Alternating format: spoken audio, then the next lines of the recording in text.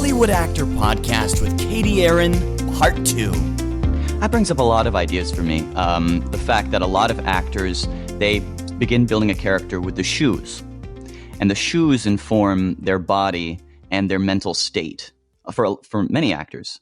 And then whether you're auditioning on camera in a close-up or not, it's bringing that element to you and making you feel a certain way that's more conducive to performing in a general sense. I think is very interesting. So like if you're a more casual character, having your hands in your pockets, whether those are being shown in the camera lens or not, is still informing your energy, is still leading to your mindset.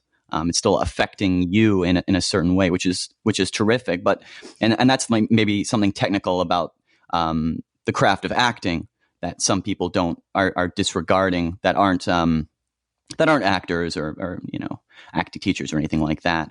And then I've been talking to different actors that have been noticing these trends in terms of Netflix coming up and these different platforms where now so many people are consuming content on their phones and tablets. And you see how that's changing what DPs are photographing, how directors are framing shots. You're seeing things more close, extreme close-ups even, because you're getting more of that face and you're trying to communicate more with less. There's less on these screens because there's less physical space that people are watching. They're not all sitting in IMAX theaters or even cinemas in general. People are watching these things on tablets at home.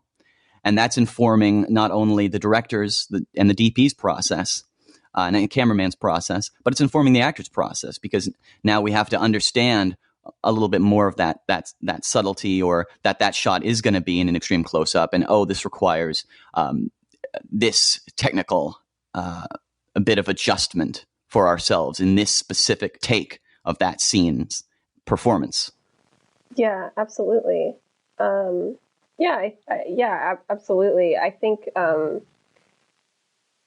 one thing that helps me when I'm thinking about that is to sort of, I feel like it's definitely a blessing and a curse, right? It's super cool that we have access to everything on our phones now, but it's also like there's an artistry that like people feel is being lost, or an experience that's being lost. And I don't mean to say that sarcastically. I'm one of those people who feels that way for sure.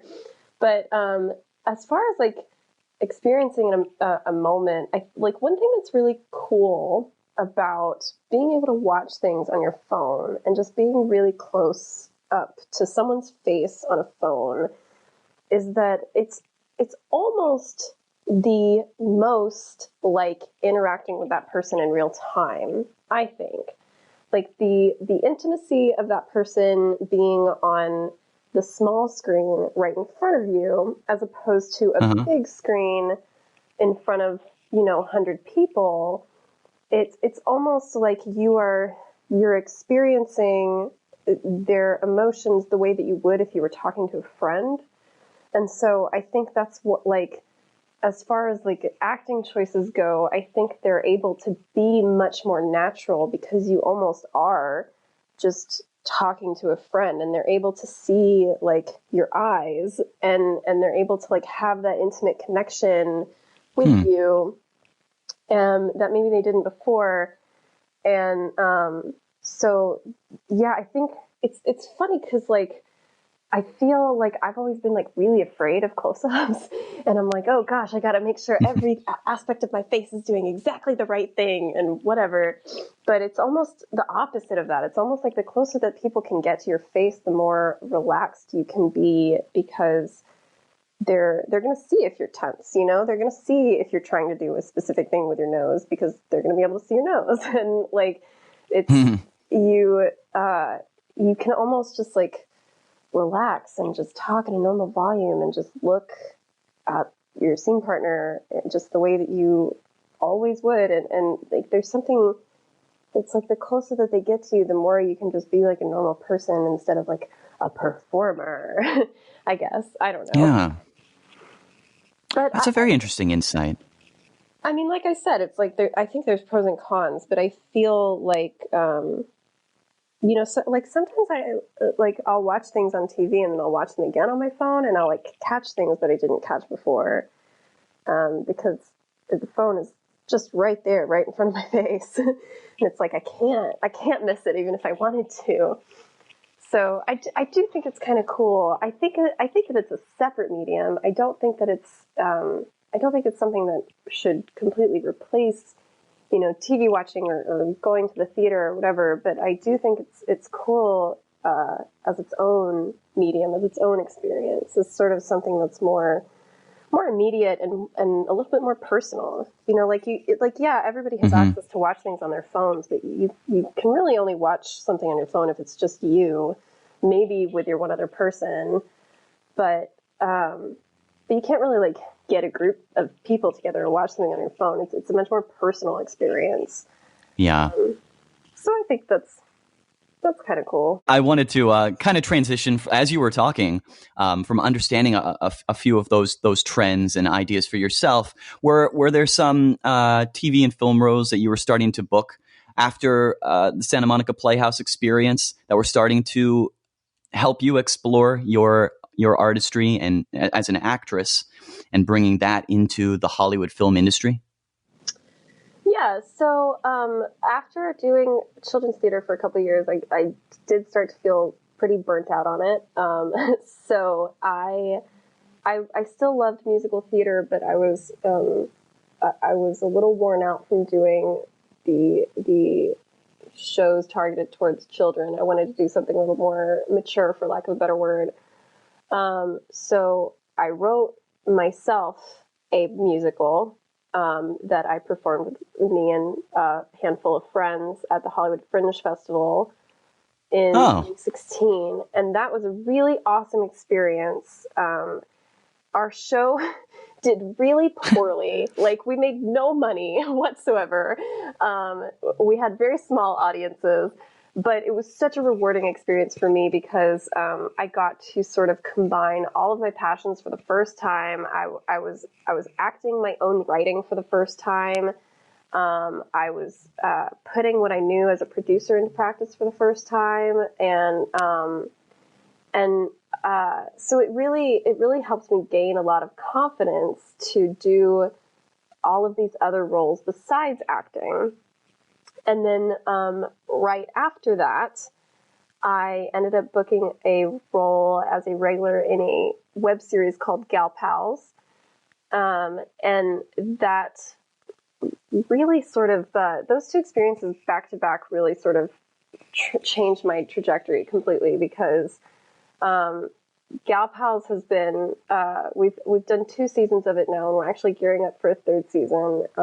And it's been such a rewarding little web series to be a part of because we did the first season for like no money. The creators, Sarah and Callie, they funded the whole first season out of pocket, and they told a really great, funny, heartwarming story of very real characters with no money. And so after having my own experience of putting on a play, of telling a story also with no money, I sort of saw how that could be done in the film world for the first time. And then once it was out there in the world, even though even though it had all of the flaws that come with low to no budget filmmaking, we have a huge audience for it on YouTube. We have a lot. It gained a following really quickly. People really loved it. They really loved the characters, and they just connected to it. And so it was really great for me to see that if you just have a story that you feel is worth telling, you can tell it for the $5 you have in your pocket, and you just do what you can with what you've got, and you make the art in whatever way you can, and the people will come.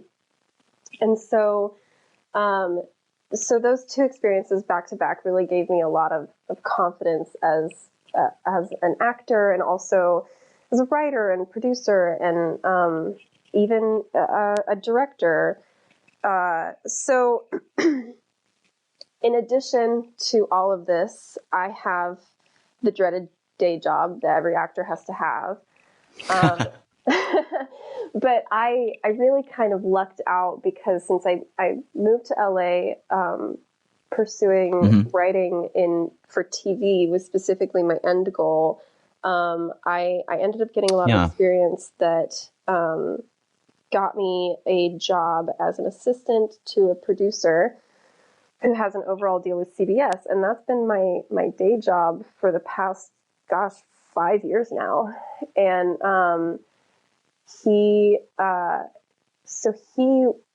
when I first started working for him, he was an executive producer on The Good Wife, which was a drama series on CBS at the time. It was in its 6th season.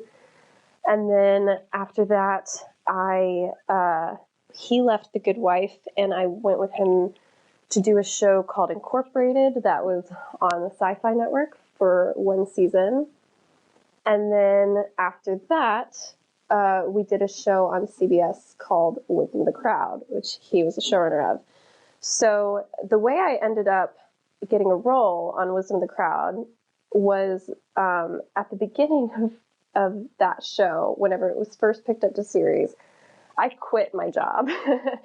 And I mean, I told him, I was like, I need to quit doing this. I need to like do the acting thing. I've been an assistant for too long. I need to really go where my heart's telling me to go. I need to do the starving artist thing for a while. And you know, if you could help me out, get me some meetings with casting directors, consider me for any roles on your show, it would be really great. And he sort of was like, yeah, okay, fine. You could do all of that if you stayed as my assistant. And I was like, oh, really? Because I'd love to keep my health insurance. So at the beginning of the season, we had a big, long conversation about what I need out of this job to feel fulfilled and sort of where my priorities were. And an understanding that he was going to respect that as long as, my job got done during the day. And so at the beginning of the season, I sat down with our casting director, Wendy O'Brien, who was also our casting director in Incorporated. So I had worked with her in an assistant capacity. And I thought the biggest hurdle I was going to have to jump through for this was to make sure everybody could see me as a potential actor and not just an assistant. So when I sat down with Wendy, that was what I told her. I was like, I'm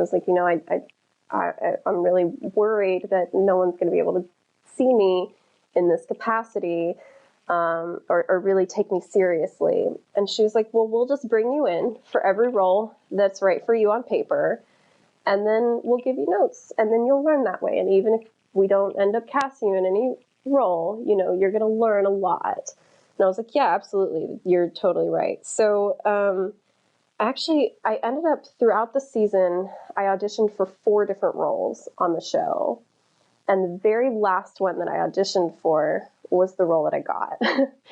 So that was something that I was actually really proud of because I felt like I'd earned it. I felt like nobody was just putting me on TV to do me a favor.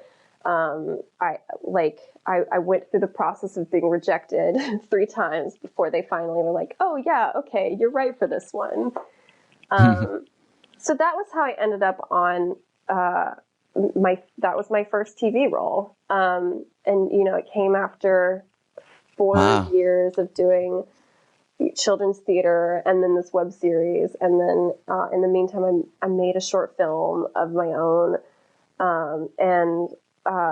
So it was like a long time coming. I had this day job for like 4 years that led up to it. And it is not a path that I recommend. And that was so risky to talk to your producer boss like that and say, this is how I feel and this is how I need to be treated, going forward. And that might mean me leaving your employ. And he understood that. You guys sat down and had that conversation. That's extremely brave of you. Yeah, well, I risky is accurate. I don't know about brave. Definitely risky, though. But I was at a point where I thought, I'd rather be struggling and be happy than be comfortable and going nowhere.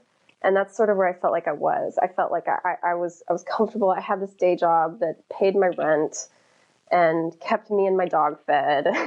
But I wasn't going anywhere. I didn't want to be in a writer's room. I didn't feel like that was sort of what my calling was. I felt like I really needed to give acting a real shot before I give up on it. And then, yeah, it's sort of, it ended up working out the best way it possibly could. So I'm really thankful for him. He's been a really supportive, understanding boss. And like I said, it's not a path that I recommend, because I don't know anybody else in this entire town who would be like, oh, you're an actor? Sure, you can keep your job as my assistant. Like, it's actually like really looked down upon to hire actors on this side of things.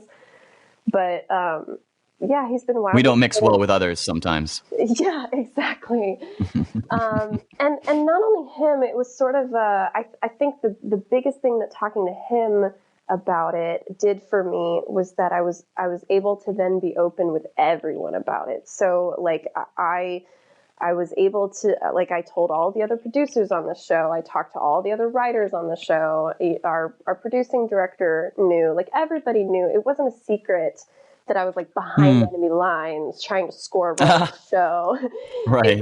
It was just like, okay, everyone, like, here's my thing. And I think that that's fair, because a lot of people who are showrunners assistants, you know, they're trying to be producers themselves one day, or writers themselves one day. And so they'll go into the season hoping to be able to write a script, or hoping to get a credit on half a script, or an outline or something, or, you know, so that was just sort of my thing. It was like, what I want to get out of this as an assistant, because nobody's an assistant just to be an assistant. Everybody wants something out of that experience. And so I was just very honest about what I wanted out of this experience was some acting practice. And so it was really helpful, because there were actually a lot of people on that show, on Wisdom, that were incredibly supportive and are still supportive. A lot of the writers really rallied behind me, which was really awesome. I still consider them friends. They're like, it was a really wild experience to finally announce to the world. I was like coming out, you know, like, I am an actor and I'm done hiding. And for people to be like, yeah, okay, cool. Like, it feels like, I don't know, but... You were on a couple episodes of Wisdom of the Crowd, right? Did that lead you to co-star on Shameless and other work? I guess it did in a sense. That role on Wisdom was being my first TV role. It got me my first agent and my manager, who is still currently my manager. And so I think I was able to sort of get into the grind officially of like auditioning on a regular basis and having representatives for getting me out there and taking meetings. And so, yeah, with Shameless, my agent got me an audition. I went in and, they liked me, which was weird. So I think my audition for Shameless still makes me laugh, because that same day I had an audition as a role, as a lead in a feature film, literally right after I was going from the Warner Brothers lot to the other audition. And so for the Shameless audition, I was trying to memorize the 8 pages of dialogue for my next audition instead of focusing, because I was like, it's Shameless. Like, there's no way they're going to cast me. It's a show on Showtime. Like, I'm not even going to worry about this. I'm going to focus on this indie feature that I actually have a chance at. And then I bombed that audition for the feature. I just totally was totally in my head about it. Just completely walked out of there well, that was a waste of a day. And then And then my agent called and was like, hey, Shameless wants you. I was like, what? I like blacked out for that audition. I don't even remember it. So yeah, that was that. And then, yeah, since then, it's,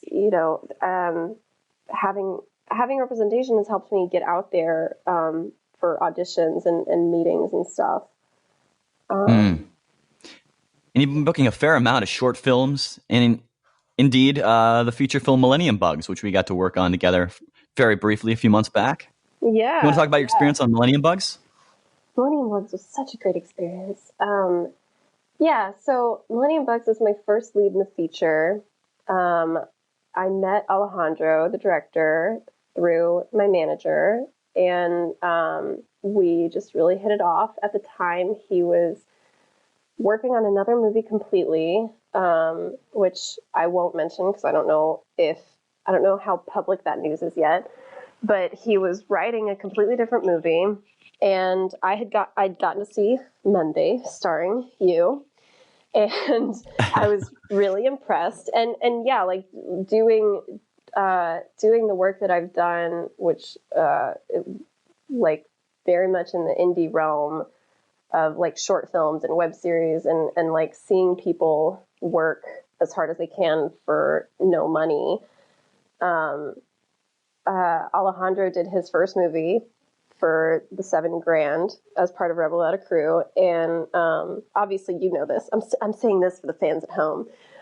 Exactly.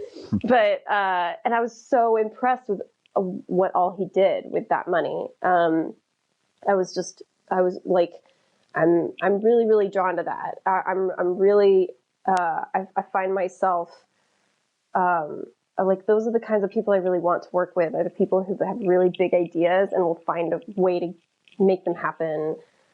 Yeah. Whether they have, $7,000 or 7 million or whatever. So I was already excited to meet Alejandro. We hit it off. He was working on a different movie completely, at the time. And I thought, okay, maybe he'll give me like a line in his next movie or something. And then, he texted me like a couple months after we met, and he was like, hey, I have this idea for like a movie that you're going to star in, and I'm going to write it in 2 weeks, and I'll send you the script in 2 weeks, and we're going to shoot it. And I was like, yeah, okay, buddy. Like, we'll see. Like, all right, like, cool. Like, thanks for thinking of me, but like I'm a writer too. You're going to write a script in 2 weeks? Okay. And then 2 weeks later, he sent me a script, and I was like, boom. Fuck you, man. This is actually good. Like, that's not fair. I was so impressed. And I was like, I was really drawn to the character. I was really drawn to the premise. And I was like, sign me the fuck up. So he's based in Albuquerque. So I got to go to Albuquerque to do that. First time traveling for work, which was an experience. Like I said, it was my first lead in a feature. So it was, what I actually realized, this is kind of sad probably, but it was my first time that I ever got to work as an actor for longer than 3 consecutive days in a row. So my co-star roles were like 1 day and then 1 day and then 1 day. Like even the web series is like, we'll work on the weekends, or short films, it's all weekend work. But this was the first time I went to Albuquerque, and I was working for 4 weeks in a row, and I was acting every single day. And I was like, this is amazing. And then by week 2, I was like, this is exhausting. Really makes you feel like an actor though, right? Like a journeyman, like you're working day in, day out at a craft. Yeah. I was like driving to set. I was like, I've made it. Like, this feels really fucking cool. And it was another like small budget indie thing. So, and what's really cool about those projects is that everybody on set is just there because they want to be there. So the whole crew was a lot of fun. The rest of the cast was a lot of fun.